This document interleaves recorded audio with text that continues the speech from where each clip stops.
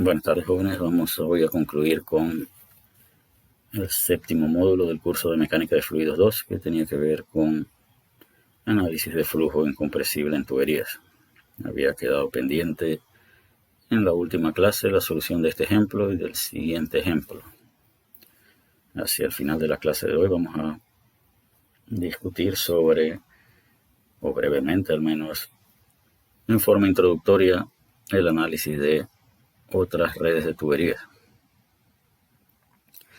Así que vamos a resolver este ejemplo. Se requiere llevar caudal de agua de 1 pie cúbico por segundo desde B hasta A. Así que ya nos muestran la red de tubería y queremos llevar un flujo en esta dirección. La presión requerida en A es de 100 psi manométricos.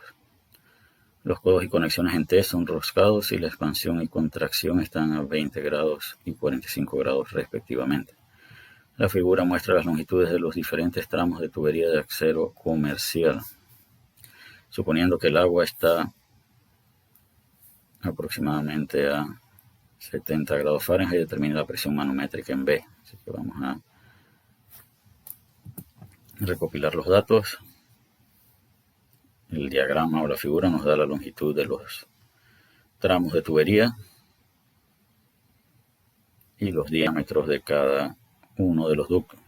Es decir, el flujo va a ir de B a A y acá va a haber dos tuberías en paralelo, una de 6 pulgadas de diámetro y otra de 8 pulgadas de diámetro. Adicional, tenemos codos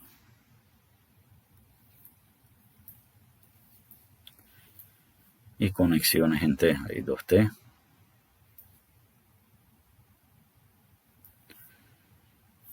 Y nos indican que ambos son roscados. Y decíamos que esto es importante para la determinación de la K de esos accesorios. Hay expansión y contracción. A ver, aquí hay una expansión y acá hay una contracción y nos dicen cuál es el ángulo de cada una de ellas. Y repito, esta información sobre los accesorios tiene que ver con la determinación de la K de cada uno de ellos. Sabemos cuál es la presión requerida en A, sabemos cuál es el caudal que se debe manejar y lo que debemos determinar es la presión en B.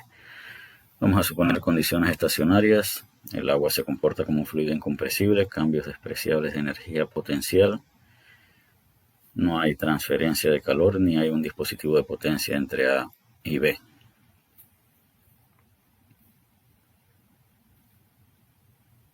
Veamos qué más podemos deducir de esta figura. Este diámetro es de 8 pulgadas y debe ser igual al diámetro de la tubería al llegar al punto A. Ecuaciones básicas. La ecuación de balance de energía en unidad de elevación modificada o la ecuación de Bernoulli modificada. La forma de evaluar las pérdidas y totales y cada una en forma individual, fricción y accesorios. Para determinar las condiciones de B, donde tenemos información en el punto A. El caudal en A debe ser igual al caudal en B. Así que podemos establecer una ecuación de balance de energía entre el punto A y el punto B.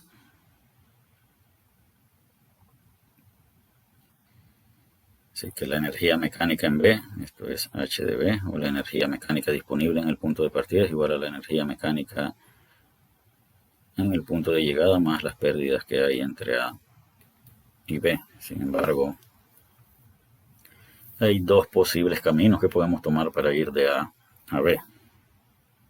Primer camino posible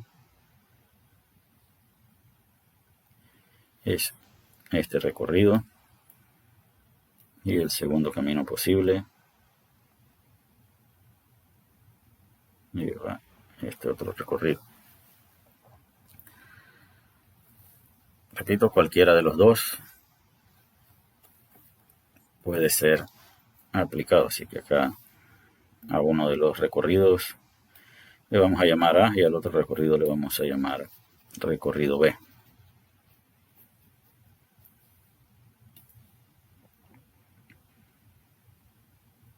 Vamos a denominar a uno A y al otro B.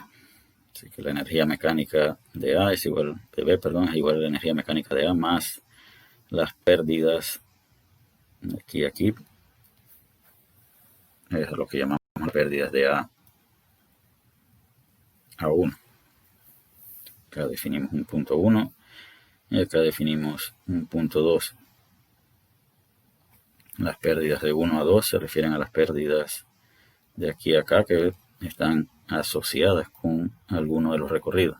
En este caso la ecuación menciona un recorrido A.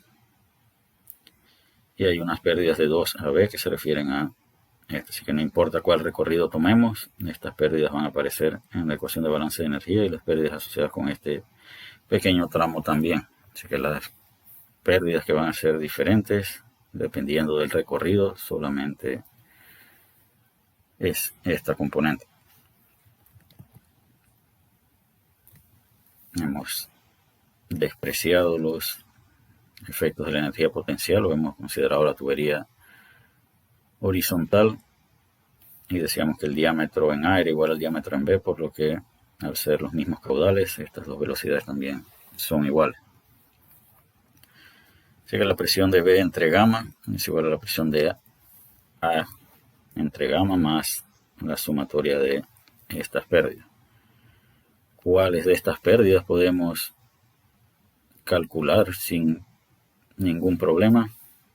Esta pérdida puede ser calculada, pues conocemos el caudal y su velocidad.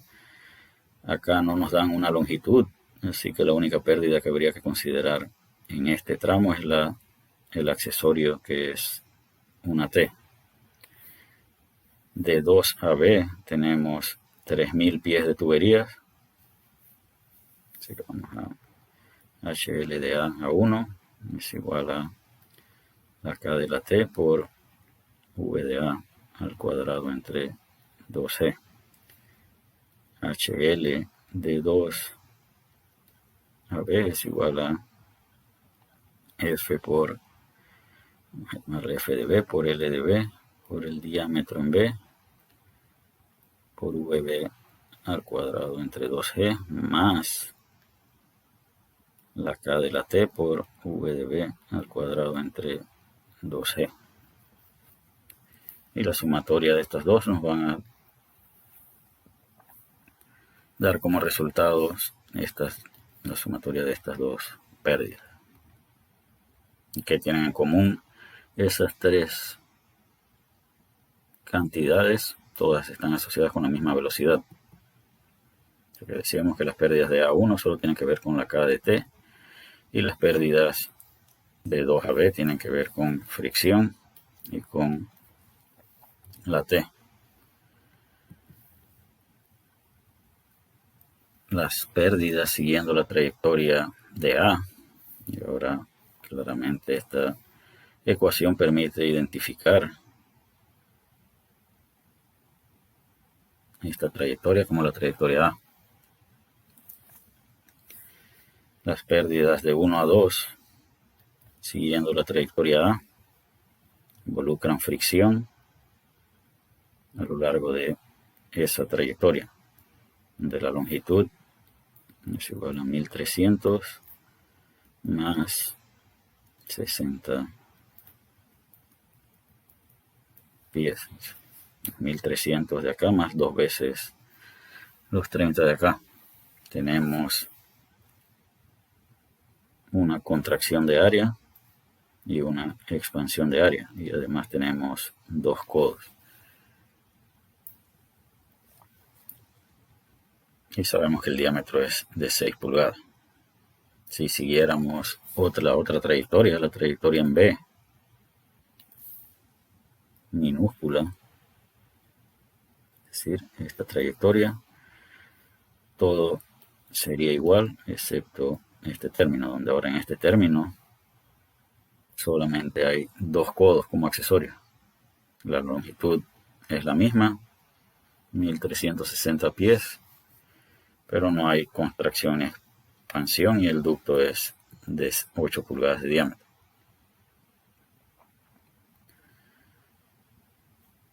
Así que cualquiera de los dos trayectos nos permite encontrar la presión de B.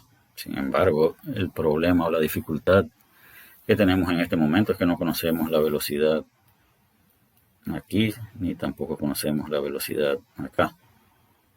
Por lo pronto, ellas son incógnitas. Y mientras no podamos definir alguna de esas velocidades, no podríamos resolver el problema. Si combinamos las ecuaciones de las dos trayectorias o identificamos que las dos trayectorias o las dos tuberías acá están en paralelo, sabemos que las pérdidas deben ser iguales. Así que igualamos estas dos ecuaciones.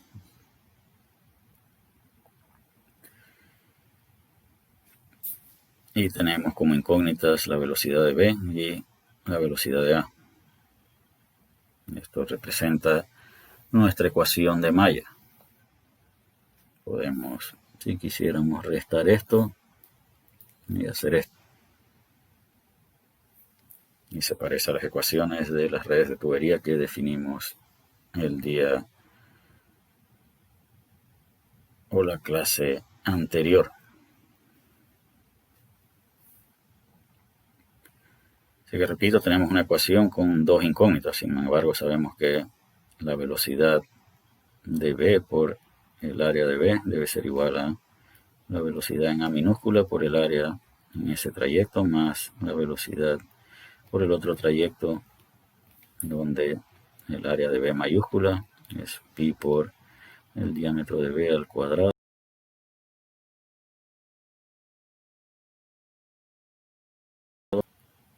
El área de A es igual a pi por el diámetro de A al cuadrado entre 4. Y el área de B es igual al área de B mayúscula. Todos son 8 pulgadas. Aquí el área aquí, el área acá y el área acá son todas iguales. El único área que cambia es este. Así que esta representa la segunda ecuación. Dos incógnitas. Podemos resolver por las velocidades. Ahora, F de A y F, o los factores de fricción en B y en el trayecto A son funciones de la velocidad. Esto es L entre D para el trayecto B. Y esto es la K de los dos codos. O el producto de 2 por la K de un codo. Así que esto nos da, con esto obtenemos esto y esto. En el caso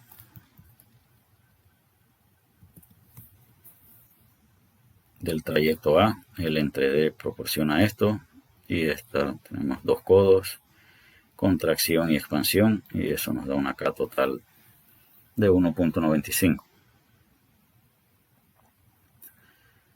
¿Qué se necesita para determinar el coeficiente de fricción de Darcy? Necesitamos las velocidades. Esos coeficientes de fricción o ese factor de fricción depende del número de Reynolds y de la rugosidad relativa. Ahora, el problema indica que la tubería es de acero comercial, así que debemos determinar cuál es la rugosidad del acero comercial para obtener las rugosidades relativas, y esto va a ser diferente en A, en B.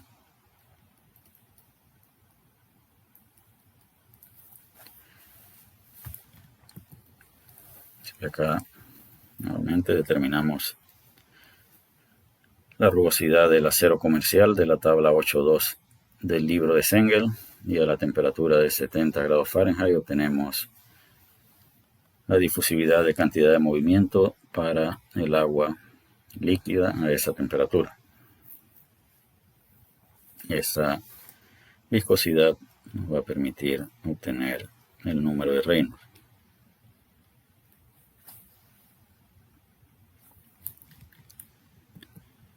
Aquí están las dos rugosidades relativas. para el trayecto A y para el trayecto B. Sin embargo, para determinar el número de Reynolds necesitamos las velocidades. Sabemos cuál es el caudal total. Una vez que asumamos un caudal, el otro se obtiene por diferencia. Y acá debemos aplicar un método iterativo. Yo voy a aplicar en este ejemplo, la tabla que se muestra en la siguiente diapositiva involucra la aplicación del método de la secante. Sin embargo, a manera de práctica, el estudiante puede aplicar el método de Hardy-Cross para resolver este problema aplicando una malla alrededor de las dos trayectorias en paralelo. Para poder aplicar el método de la secante o inclusive el método de Hardy-Cross debemos asumir un primer caudal como mínimo. Y la pregunta es, ¿cómo podemos educadamente asumir un primer caudal en este problema? En clases anteriores decíamos que el flujo iba a tomar el camino de menor resistencia.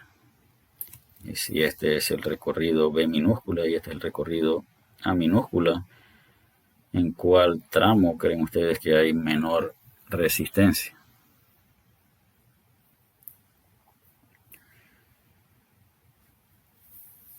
Debería ser por este trayecto que tiene el diámetro más grande y tiene el menor número de accesorios. Eso significa que debemos asumir que más de la mitad del caudal sigue la trayectoria B. Así que acá hemos supuesto que el 70% del caudal se va por la trayectoria B y el 30% se va por la trayectoria A. Una vez asumidos esos caudales, se pueden deducir la velocidad de A y la velocidad de B. Con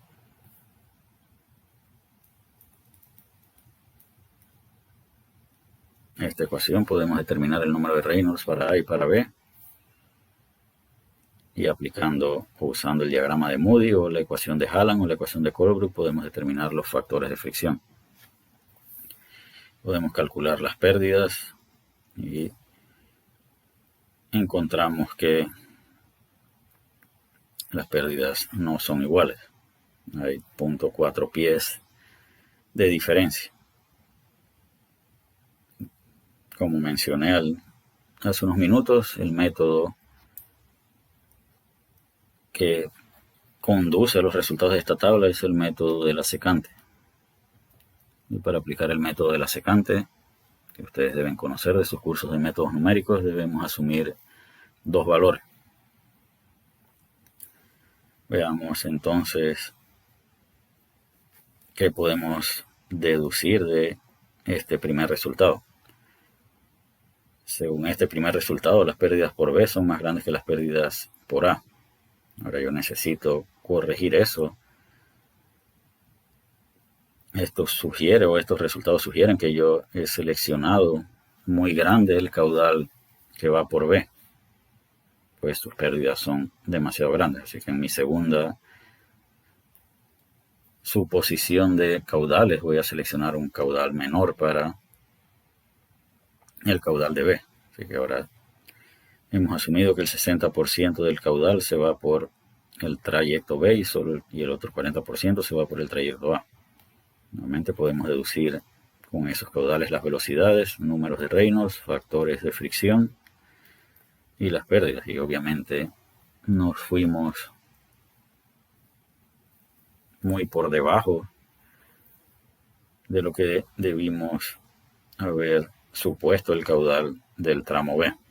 Sin embargo, ya una vez asumidos dos caudales, el método de la secante nos va a proporcionar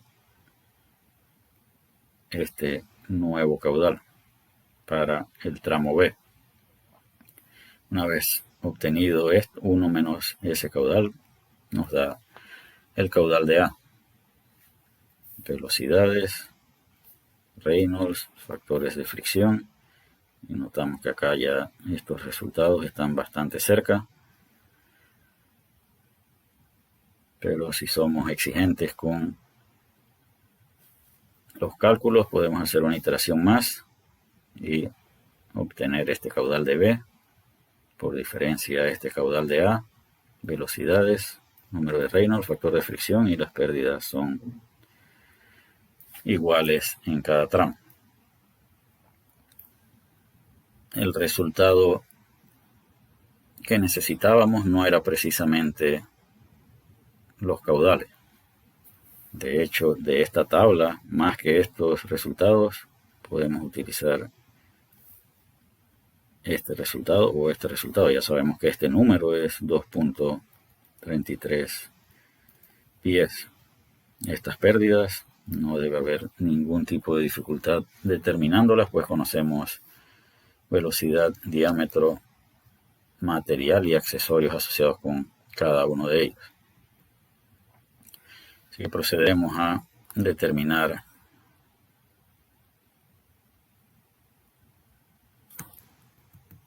las velocidades en los tramos A y B mayúscula, que son los tramos principales.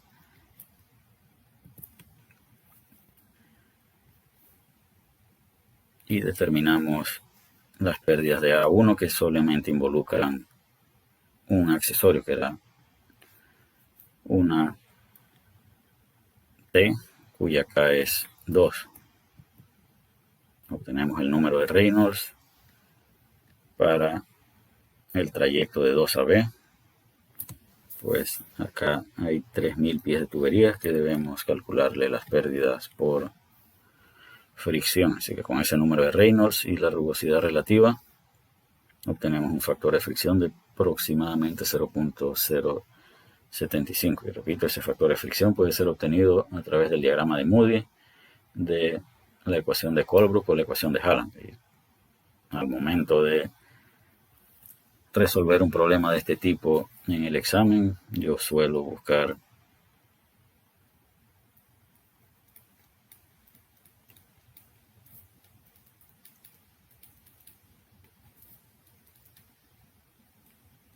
los 3 factores de fricción para calcular las 3 respuestas y de esa manera establecer el margen de respuestas aceptables que pueden obtener los estudiantes el día que se resuelve el examen.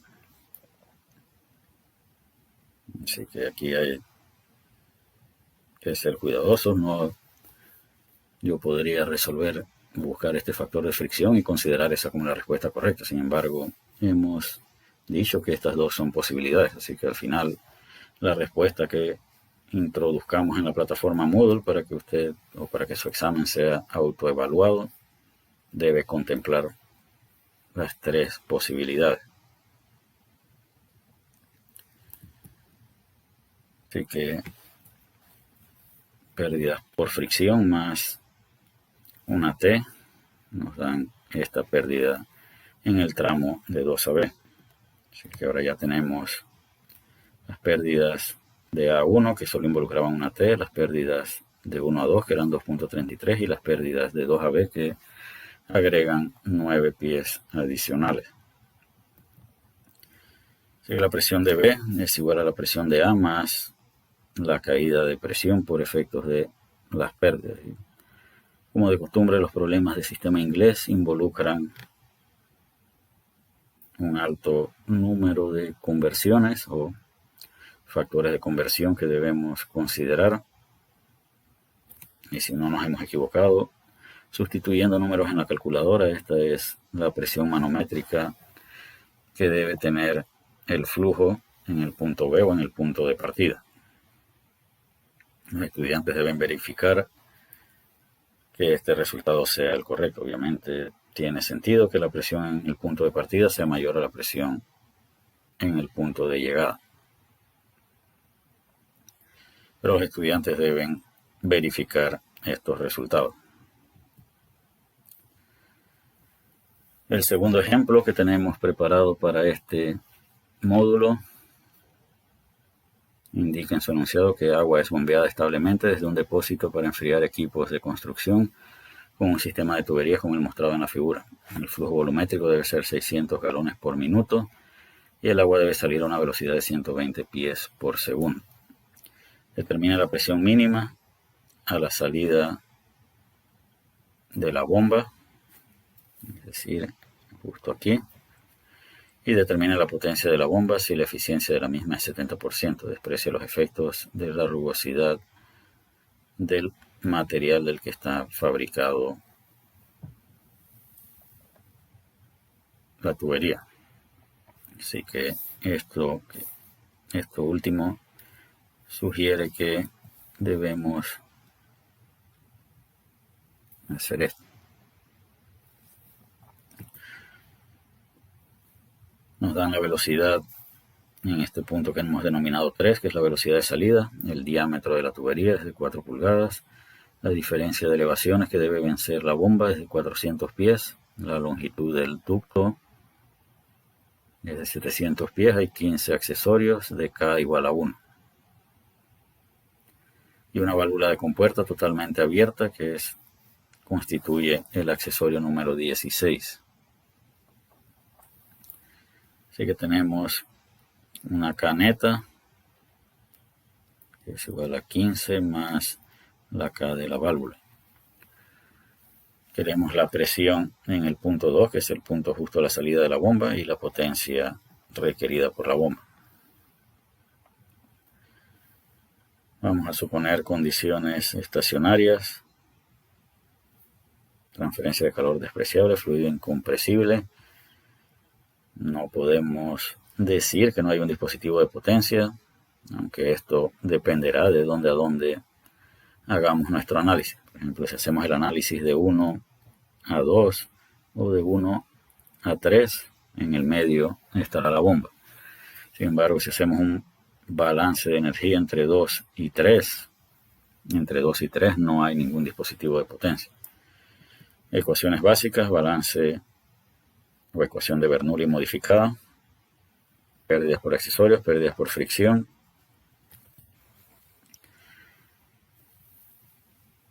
factor de fricción de tubería lisa. Así que esta ecuación ya implica esta suposición. Esta no es una ecuación general, es una ecuación específica. Suponiendo que el flujo es turbulento. Si el flujo fuera laminar, entonces esta sería la ecuación que proporciona el factor de fricción. Así que si quisiéramos determinar la H de la bomba, podríamos hacer un balance de energía entre 1 y 3.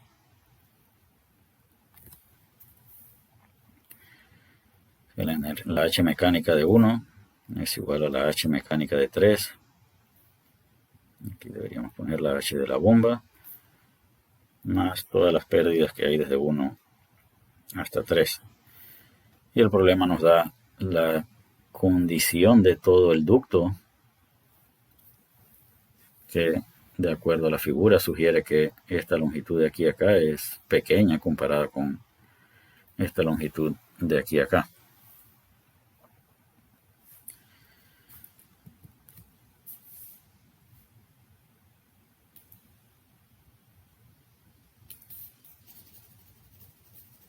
El depósito en el punto 1 está expuesto a la atmósfera. Esto está expuesto a la presión atmosférica. Y acá esto descarga a la presión atmosférica. La presión de salida tiene que ser igual a la presión de receptor. Esto es siempre cierto cuando el fluido es incompresible. Así que acá estas dos presiones se cancelan. La velocidad en el punto 1 es 0 y la velocidad en 2 o en 3, mejor dicho, es 120 pies por segundo. Así que la H de la bomba va a ser igual a V3 al cuadrado entre 2E más Z3 menos Z1 más todas las pérdidas que hay desde 1 hasta 3. Eso que significa que la bomba debe proporcionar suficiente energía para esta energía cinética. Debe proporcionar suficiente energía para elevar el fluido 400 pies y debe compensar todas las pérdidas que hay entre 1 y 3. La velocidad en el ducto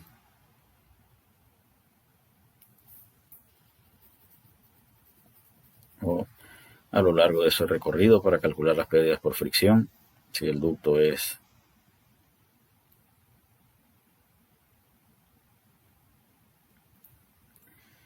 de 4 pulgadas, el radio es de 2 pulgadas. Así que el área es pi r cuadrado. El caudal está dado en galones por minuto. Debemos convertir eso a pie cúbico por segundo. Así que obtenemos esta velocidad a lo largo del ducto, que es diferente a la velocidad de salida. Eso sugiere que uno de esos 15 accesorios debe ser una reducción de área para incrementar la velocidad hasta 120 pies por segundo. Esa es la velocidad que tiene el flujo a lo largo de esta tubería y debe ser utilizado para calcular las pérdidas por fricción y las pérdidas por accesorio.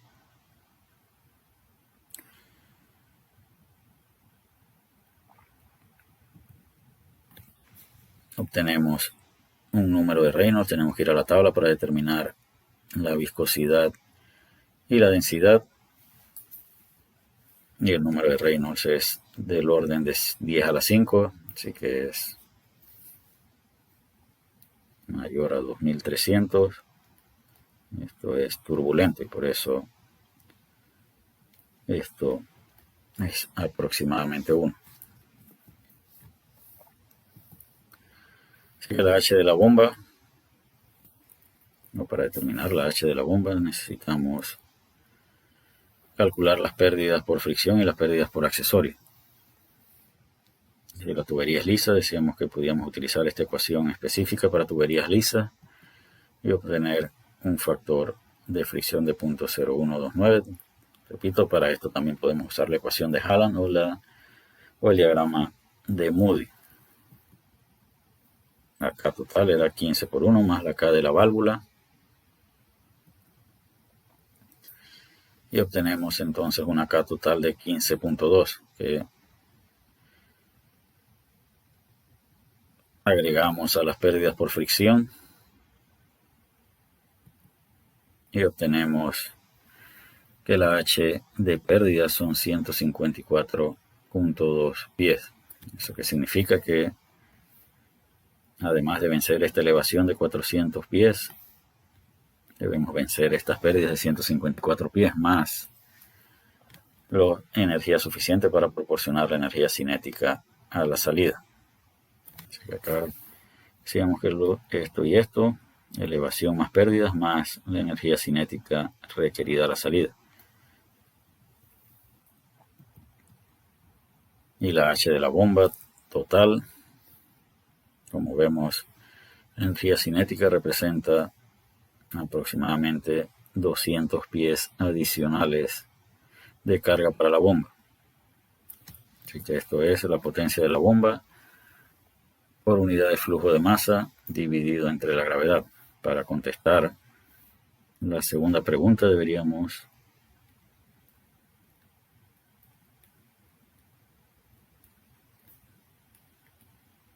hacer esto.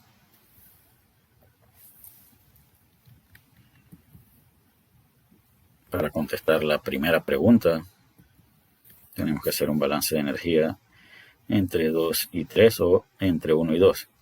Y es aquí donde vamos a suponer que la mayoría o toda la información que nos da esta parte de la figura se refiere al trayecto de 2 a 3. La bomba está ubicada casi en el punto 1. Es la suposición que vamos a hacer. Así que debemos hacer un balance de energía entre 2 y 3 para determinar la presión en 2. Así que partimos en 2 y llegamos a 3. Entre 2 y 3 no hay bomba y ya sabemos cuáles son las pérdidas a lo largo del ducto. Así que el incremento de la presión en 2 es la presión de 2 y acá es la presión atmosférica. Así que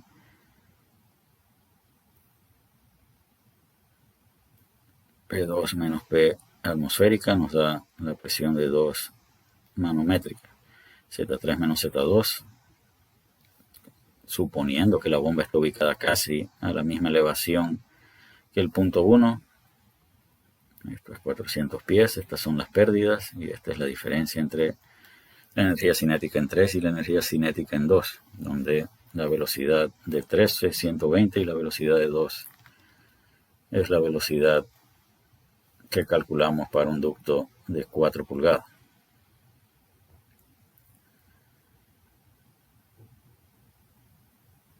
Así que obtenemos que la presión de 2 es en manométrico, es de 48.167 libras fuerzas por pie cuadrado, y eso equivale a 334.5 psi manométrico. Repito, los estudiantes deben evaluar si esta es la respuesta correcta.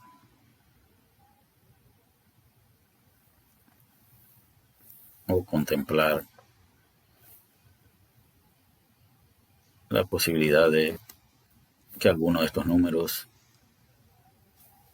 no sea el correcto. Así que, repito, cada uno de los estudiantes es responsable por resolver este problema y verificar si estas respuestas son correctas. Obviamente es lógico que la presión aquí sea más grande que la presión de acá.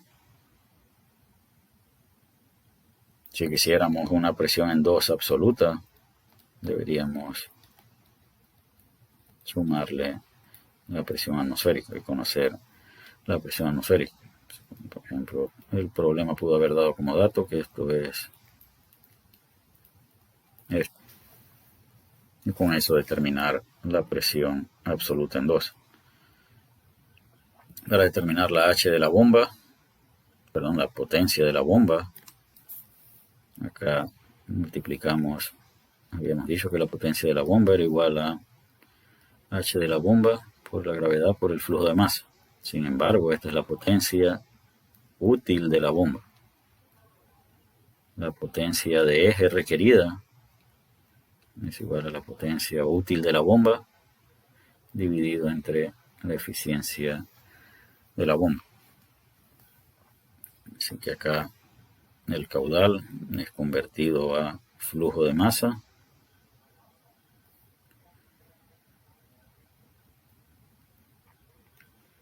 Y esto es la H de la bomba.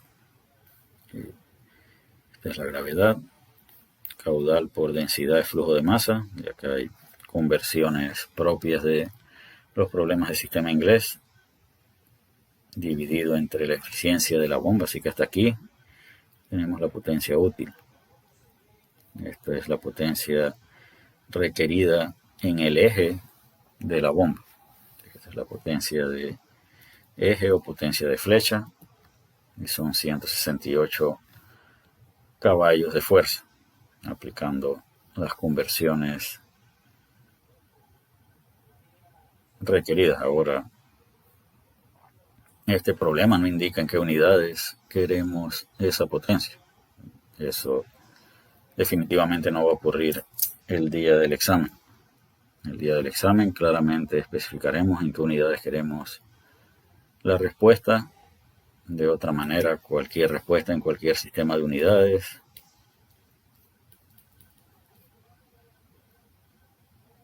etcétera, etcétera, sería considerado correcto.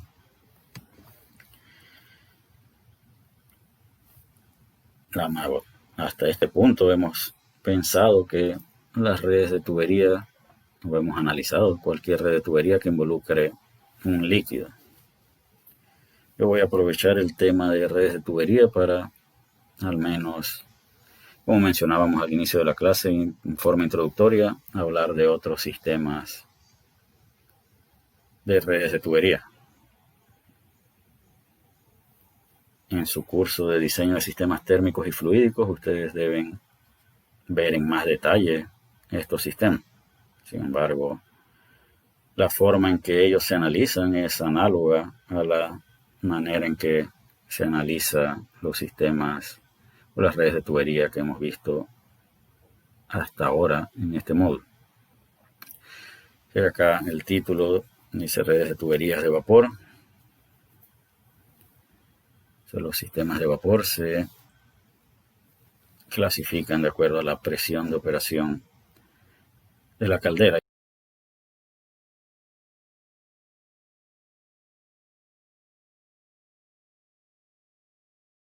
En una aplicación industrial se puede generar vapor a una presión y utilizarlo a varias presiones. Por ejemplo, según este diagrama se genera vapor a 200 psi y ese vapor es usado a esa presión en diferentes aplicaciones, pero también es usado a menor presión en otras aplicaciones.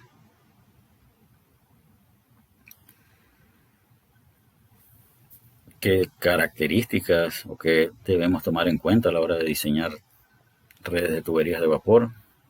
Nuevamente la presión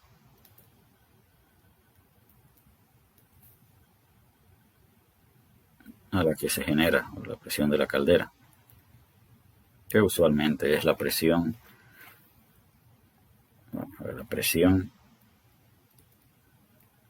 requerida por los equipos.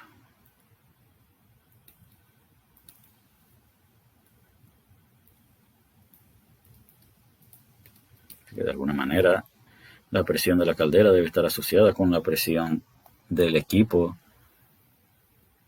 que requiera de la presión más alta. Entonces vamos a relacionar estas dos cosas, este dispositivo o este equipo requiere presión alta o vapor de alta presión. Sin embargo, en su recorrido desde aquí hasta acá, ese vapor va a sufrir pérdidas o va a sufrir efectos de fricción que deben ser calculados. Sin embargo, esta es una tubería de vapor saturado y el comportamiento del vapor saturado no es tan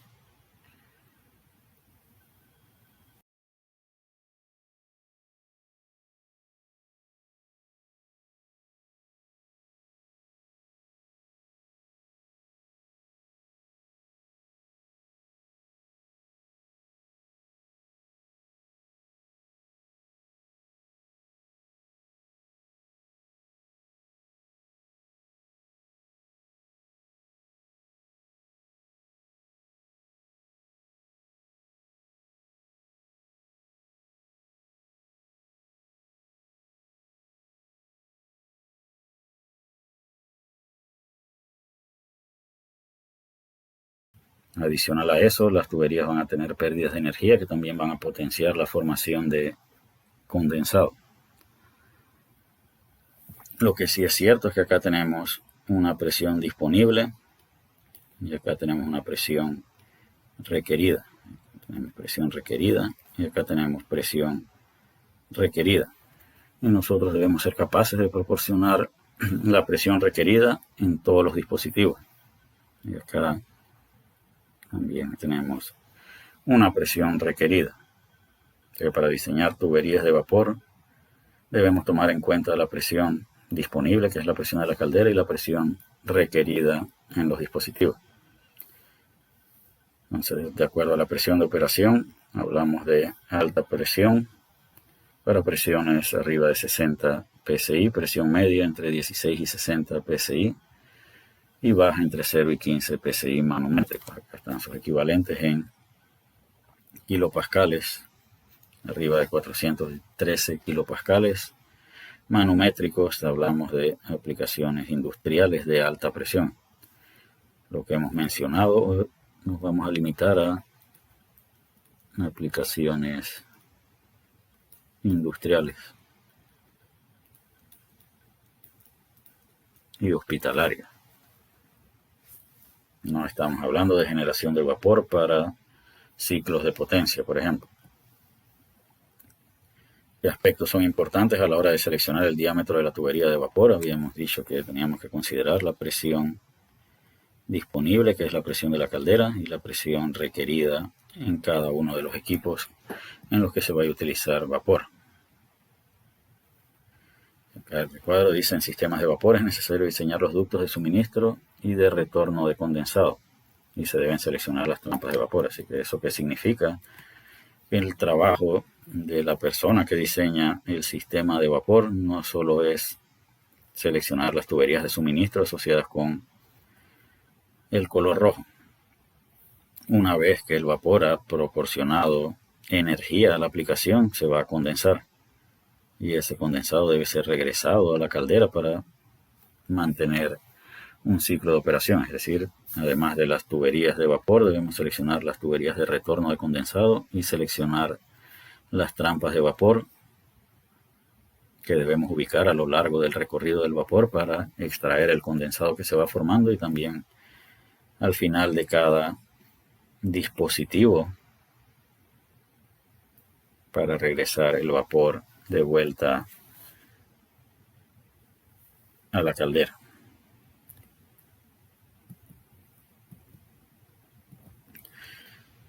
Aspectos importantes en el diseño de tuberías de vapor. Habíamos dicho que la caída de presión, esto tiene que ver con la comparación de la presión disponible y la presión requerida. Tenemos vapor a cierta presión y lo requerimos a otra presión. Esto establece cuál es el delta de presión que puede manejar o que podemos permitirle a nuestro sistema de tuberías tener a lo largo de su recorrido entre el suministro y el dispositivo. Pero también hay que tomar en cuenta criterios de velocidad por efectos de evitar ruido y erosión en las tuberías. Así que debemos seleccionar tuberías en estos rangos del vapor fluya en este rango de velocidad. Así que podemos diseñar nuestro sistema de tuberías seleccionando velocidades en este rango. Sin embargo, si hacemos eso, debemos calcular las pérdidas para garantizar que los dispositivos tengan la presión que necesitan a su llegada. Acá nos indica el recuadro. También se puede usar el criterio de la caída de presión preestablecida. ¿Y qué implica este criterio? Entonces, vamos a suponer acá tenemos una presión disponible a la salida de la caldera. Y indicábamos que la presión iba a ir disminuyendo. Así que acá tenemos un delta P1, un delta P2 y acá un delta P3.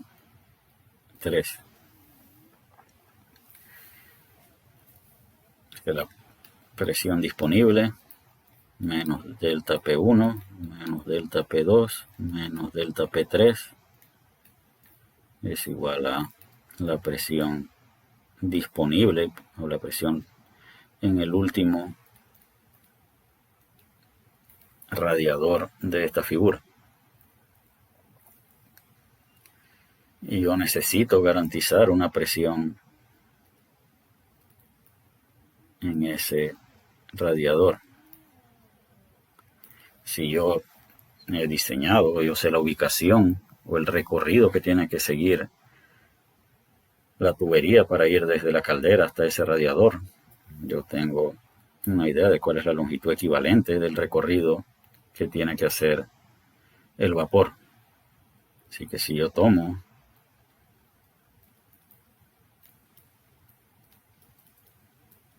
esta sumatoria, vamos a escribirla acá mejor, delta P1 más delta P2 más delta P3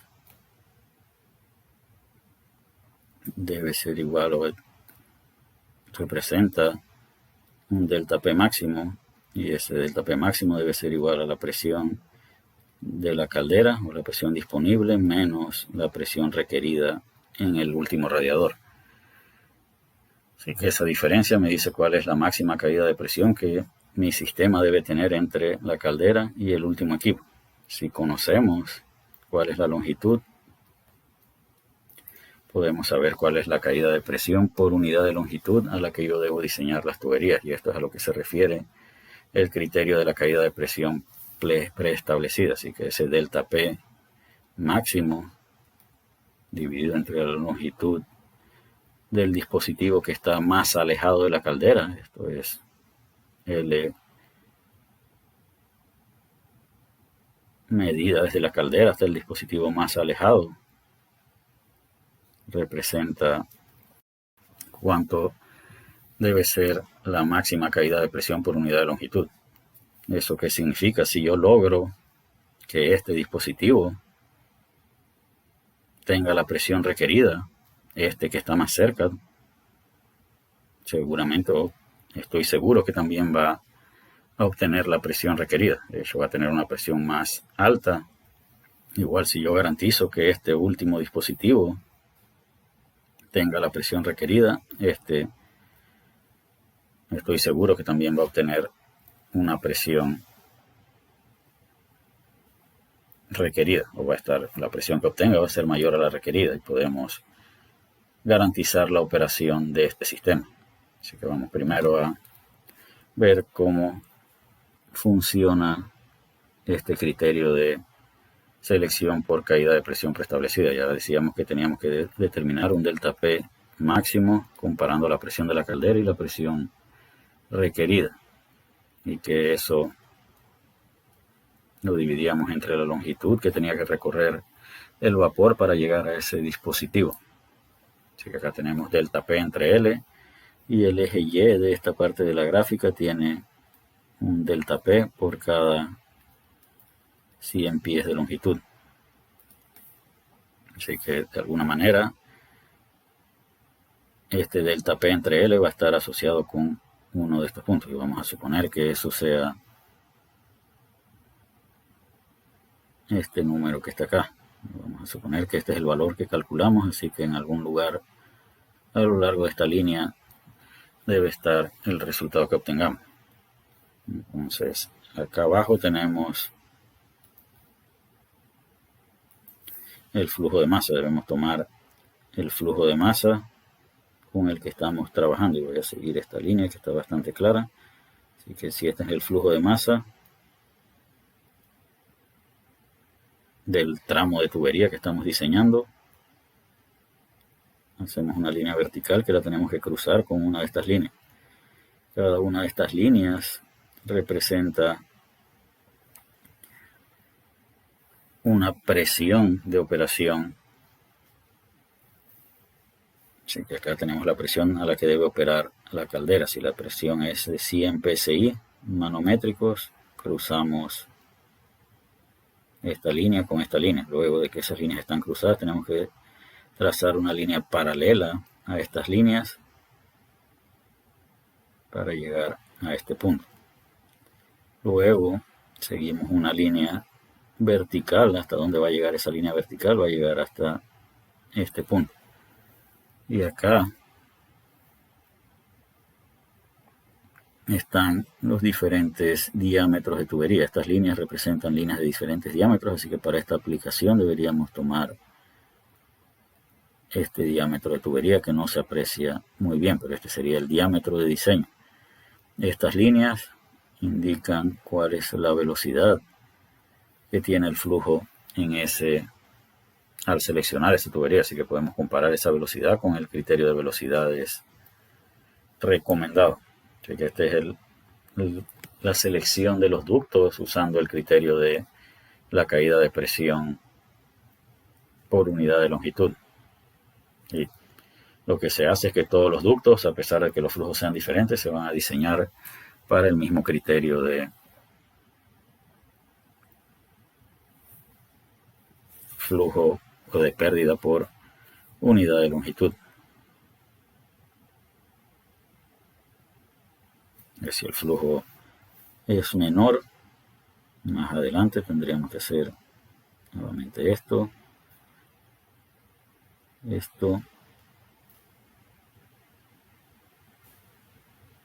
y este sería el resultado para un ducto que maneja menor flujo, obviamente con este criterio.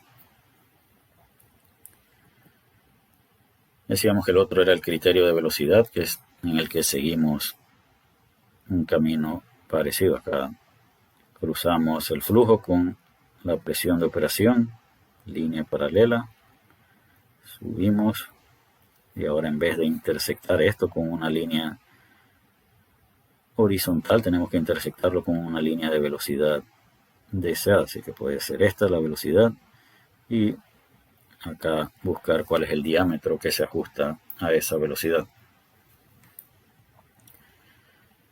Y de esa manera entonces podemos diseñar ductos de suministro de vapor en sistemas industriales. Otras redes de tubería que deben ver en su curso de diseño de sistemas térmicos y fluídicos son redes de tubería de gases médicos.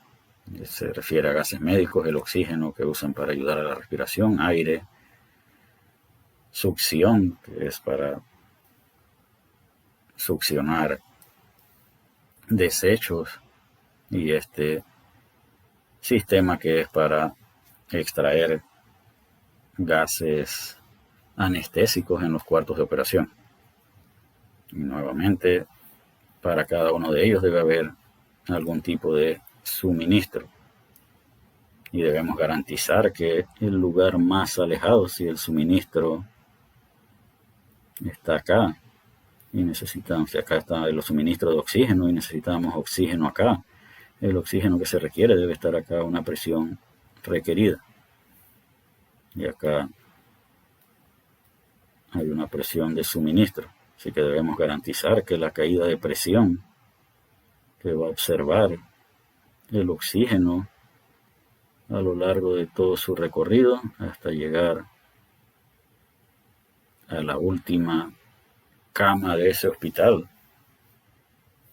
debe ser tal que al llegar a ese punto la presión del oxígeno sea la necesaria. Así que aquí también podemos utilizar el criterio de caída de presión uniforme por unidad de longitud. Para el caso de las tuberías de gases médicos no se utilizan gráficas, sino que se utilizan tablas de caída de presión por unidad de longitud para cada uno de estos gases. Hay normas que establecen criterios de cuál es la presión, de cuáles son los caudales que se debe manejar para cada uno de esos gases en cada una de las salidas y cómo establecer factores de demanda. ¿A qué me refiero con factores de demanda? A pesar de que todas las camas de hospital puedan tener una salida de oxígeno, eso no significa que en el mismo instante todas las camas están utilizando oxígeno. Eso significa que hay que establecer o hay que usar criterios basados en experiencia que indican más o menos qué fracción del total de salidas de un gas están siendo utilizadas en el mismo momento. Y así como ustedes que son ingenieros eléctricos usan esto que es el código eléctrico, hay un que tiene que ver con hospitales. Y hay toda una sección de este código NFPA que se dedica al suministro de gases médicos. En otro,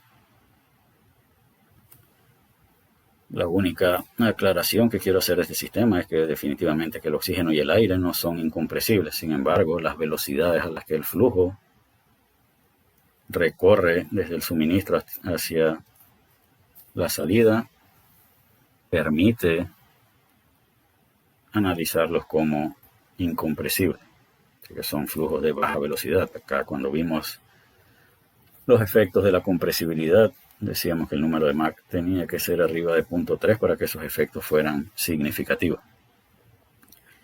En el diseño de suministro y retorno de aire acondicionado también se deben considerar efectos de caídas de presión. Por ejemplo, acá este es el suministro de aire. Nuevamente acá hay una presión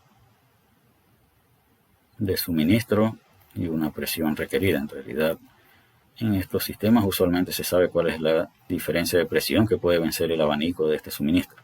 Así que sabemos cuál es el delta P que puede vencer el abanico de suministro. Debemos saber cuál es la caída de presión máxima que va a observar ese flujo a lo largo de su recorrido a través de los ductos. Y acá hay un flujo grande que se va haciendo más pequeño hasta llegar a la última salida. Y aplicando un criterio de caída de presión uniforme podemos ir seleccionando cada uno de los ductos y así garantizar que el que esté más alejado reciba la cantidad de aire que se requiera.